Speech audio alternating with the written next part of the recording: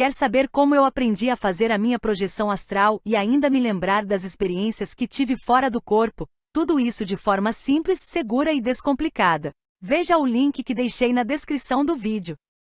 A primeira voz que eu escutei, eu acho que eu deveria ter uns 3, 4 anos. Eu tenho uma memória incrível.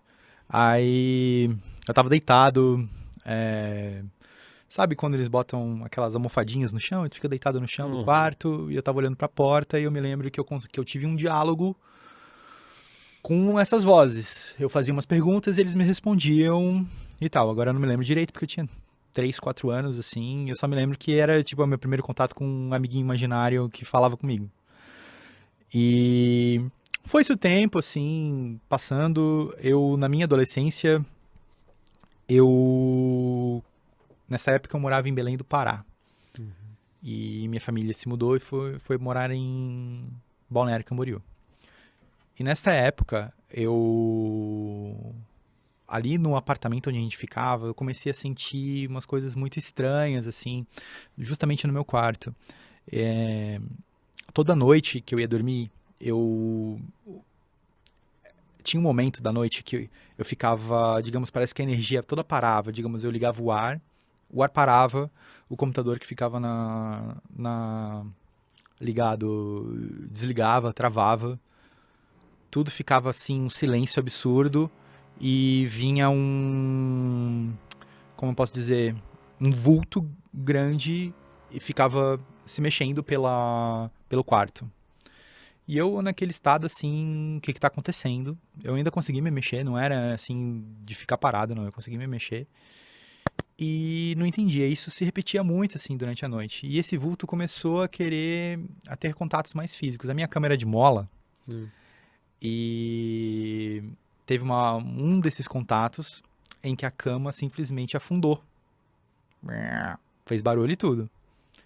E eu olhei assim, não via ninguém, só via que a cama afundou. Aí a cama ia afundando pra mais perto de mim, até que ele chegou e pegou assim na minha cara, assim. Aí senti a mão, assim, né? Eu me desesperei, pedi pra ele ir embora e tal, e tipo, puf, voltou, aí é como se o tempo que tivesse parado, a energia, né, no caso que tava parada, voltasse a funcionar tranquilamente. E isso aconteceu, e eu me lembro que eu falava com meus pais, e meus pais eram bem religiosos, assim, então eles vinham tentar benzer, botar uma bênção, assim, embaixo do travesseiro, né, tentar essas coisas, assim, né, porque eu falava, eu me lembro que eu fui até numa igreja universal para ver se eu estava endemoniado, e não aconteceu nada. Mas bem, conforme foi passando o tempo, eu falei, beleza, vamos tentar ver o que é isso que tá tentando falar comigo. E por mim mesmo, eu ia meio que aprendendo as coisas sem ninguém me falar, que depois estudando via que era isso, sabe? Por exemplo, eu via como entrar num estado de concentração, parado, pra poder me concentrar com essa entidade que estava tentando falar comigo. E ele simplesmente, essa entidade, que eu não digo que ela era boa e nem ruim, eu não digo nem que era um obsessor, porque ele não me sugava energia, ele, na verdade, me ofereceu uns poderzinhos, assim. Tipo, vou ficar contigo e tu vai poder ter algumas coisas, né? Era um dos poderzinhos que eu gostava muito, por sinal, sinto saudades. Era aquele... Eu conseguia dormir 2, 3 horas como se fosse 8 horas de sono. Eu conseguia fazer isso e era bom demais. Eu dormia pouco nessa época, mas o sono que eu tinha era revigorante, assim. E outras coisas que ele me dava eram uns alertas. Não anda por esse lado. Pega outro caminho hoje. Ele vinha e falava comigo, falava mesmo. Tipo, faz isso. E ele era curto e grosso, né? Teve uma vez, inclusive, que eu tava andando pra ir na academia e veio 2 caras de bicicleta andando de lado assim e tentaram me assaltar. Aí veio uma outra bicicleta, um cara armado, apontou a arma na minha cara, assim, numa distância de, sei lá, 5 metros. Passa aí tudo que tu tem. Aí eu escutei essa voz nesse momento. Ele falou, corre e volta pro hotel. Que tinha passado por um hotel. Me virei e fui correndo pro hotel. O cara não atirou, graças a Deus. E isso foi um aviso, assim, um aviso no físico que eu senti, né? Tava ali a mão armada. Não aconselho que façam o que eu fiz, né? Porque pode dar muito ruim, mas tipo, foi uma das coisas assim que aconteceram fisicamente, assim, que ele se meteu no meio. Outra coisa que também aconteceu foi que eu tive uma premonição que ia dar uma coisa ruim com uma amiga minha. Eu vi ela sendo assaltada e tal. Na verdade era ele, essa entidade me falando isso. Não liguei, né? Achei que podia ser besteira. Até porque na época, apesar de eu ter tudo isso, eu não acreditava 100% ainda, né? E depois eu fiquei sabendo da minha amiga, ela foi assaltada de uma maneira que roubaram o carro, deixaram ela só de calcinha e sutiã no meio do mato, de madrugada, à noite e tal. E aquilo me chocou muito. Daí eu falei, olha, eu tive essa premonição contigo, eu devia ter te ligado, não falei, me desculpa. Ela, se tu tiver alguma coisa de novo, por favor, me avisa. Aí eu fiz um pedido para a entidade. Eu falei, olha, se houver algum problema de novo com ela, me avise. Aí era muito engraçado, porque essa entidade, ela ficava brava comigo quando eu pedia as coisas. Tipo, sério? Tipo, não posso falar as palavras que ela falava de verdade, né? Porque ela falava de um jeito bem ríspido e grosso comigo. Mas um dia, daí, ela veio e falou comigo de novo e falou, olha, fala lá pra aquela tua amiga pra ela não fazer nada do que ela vai fazer hoje. Ok. Liguei pra ela, falei, olha, não tive um negócio, não faz nada do que vai fazer hoje. Ela, beleza. Ela não foi pro trabalho e foi fazer outras coisas. Mas no dia que ela ia fazer o trabalho, ela ia pegar Ela trabalhava numa loja e nesse dia ela ia pegar o dinheiro da loja e depositar no banco. Nossa. E era uma grana violenta. E ela, por coincidência, passou na frente do banco no horário que possivelmente ela estaria lá. Só que ela passou do outro lado da rua. Uhum.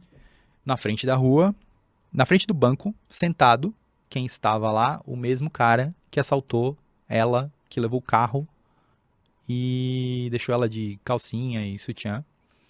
E a minha amiga, ela é uma menina, tipo, toda tatuada, assim, marcante, tipo, ele ia identificar ela de novo, ia parar e não sei o que poderia acontecer, mas, tipo, foi um aviso, né?